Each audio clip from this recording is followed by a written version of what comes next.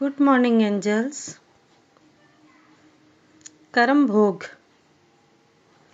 पूर्व जन्मों के कर्मों से ही हमें इस जन्म में माता पिता, भाई बहन, पति पत्नी, प्रेमी प्रेमिका, मित्र शत्रु, सगे संबंधी इत्यादि संसार के जितने भी रिश्ते नाते सब मिलते हैं, क्योंकि इन सबको हमें या तो कुछ देना होता है या उनसे कुछ लेना होता है। वैसे ही संतान के रूप में हमारा कोई पूर्व जन्म का संबंधी ही आकर जन्म लेता है, जिससे शास्त्रों में 4 प्रकार से बताया गया है। एक है ऋणानुबंध पुत्र।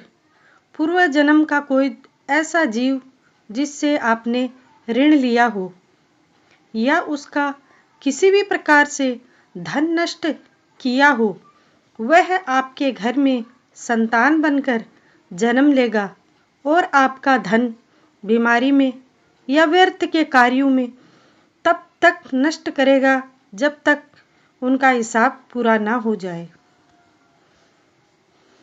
दूसरा है शत्रुपुत्र।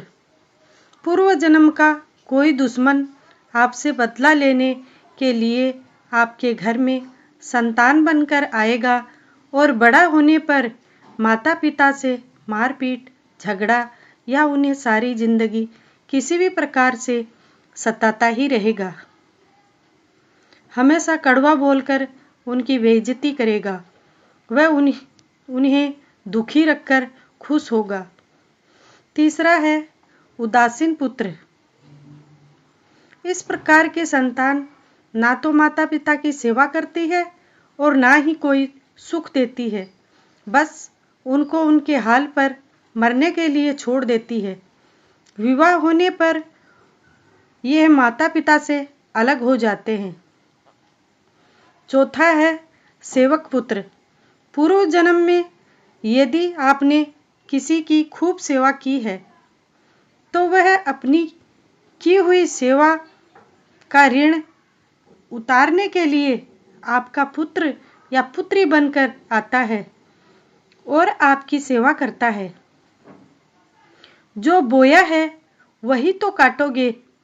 अपने माँ बाप की सेवा की है तो ही आपकी औलाद बुढ़ापे में आपकी सेवा करेगी, वरना कोई पानी पिलाने वाला भी पास नहीं होगा। आप ये ना समझें कि यह सब बातें केवल मनुष्य पर ही लागू होती है। इन 4 प्रकार में कोई सा भी जीव आ सकता है। जैसे आपने किसी गाय की निस्वार्थ भाव से सेवा की है तो वह भी पुत्र या पुत्री बनकर आ सकती है। यदि आपने गाय को स्वार्थवश पालकर उसको दूध देना बंद करने के पश्चात घर से निकाल दिया तो वह ऋणानुबंध पुत्र या पुत्री बनकर जन्म लेगी। यदि आपने किसी निरपराध जीव को सताया है तो वह आपके जीवन में शत्रु बनकर आएगा और आपसे बदला लेगा।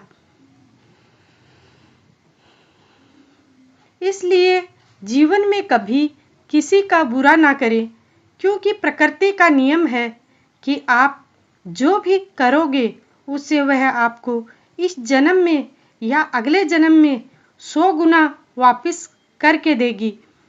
यदि आपने किसी को 1 रुपया दिया है तो समझो आपके खाते में 100 रुपये जमा हो गए हैं।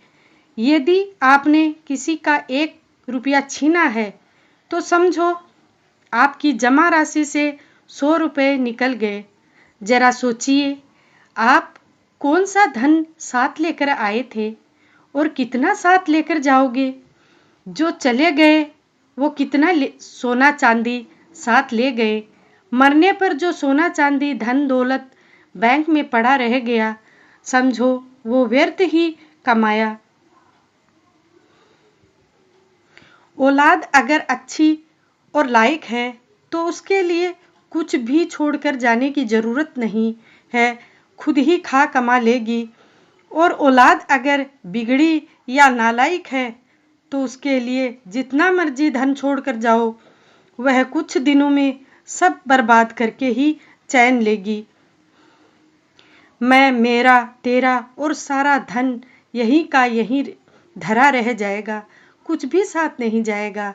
साथ यदि कुछ जाएगा भी तो सिर्फ आपके कर्म ही साथ जाएंगे। इसलिए जितना हो सके सत्कर्म करो। ओम शांति, ओम शांति, ओम शांति।